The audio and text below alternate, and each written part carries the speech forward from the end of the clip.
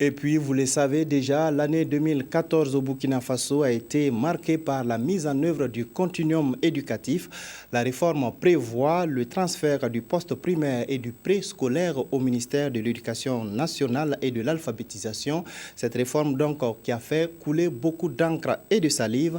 Et l'honneur Ouedraogo revient sur ce changement majeur qu'a connu le système éducatif burkinabé l'année dernière. 2007, le gouvernement burkinabé adopte la loi d'orientation de l'éducation qui consacre la gratuité de l'enseignement de base et l'obligation scolaire jusqu'à l'âge de 16 ans.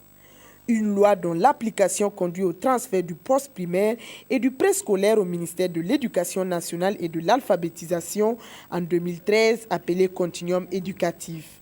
La nouvelle réforme, selon les autorités de l'époque, offre des résultats satisfaisants avec un pourcentage de près de 80% d'admis au certificat d'études primaires.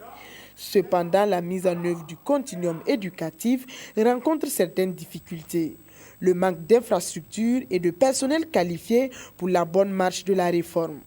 Aussi, le continuum suscite-t-il des interrogations dans les structures syndicales. Quel sera le nouveau statut de l'enseignant du primaire? Ou installer les 80% d'admis à la session 2013 du certificat d'études primaires?